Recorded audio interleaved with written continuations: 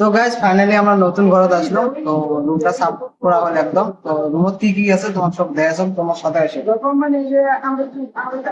প্রথমে আছে যেটা মানে আগে বছর ঘর যেটা আমি হাতটা ছাড়ছি না আমরা আমি শুনতে হচ্ছে আর কি।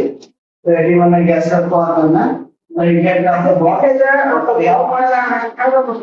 তো এই আছে বক্স আর যে উপরে একটা লাইট আছে দুইটা তিনটে লাইট আছে লাগা কাপড় ধোয়া কাপড় ধোয়া সব রেডি করা মানে উপরে যেটা রুম আছে মানে একদম পাঁচটা রুম তা গরম লাগে কিন্তু অন্য ঠান্ডা লাগে মানে থাকায় না আজকে লাইট আছে দুই চারটে শুয়ে আমরা বাইরে আছি তো দুই একবার কোথায় গেলে যাবে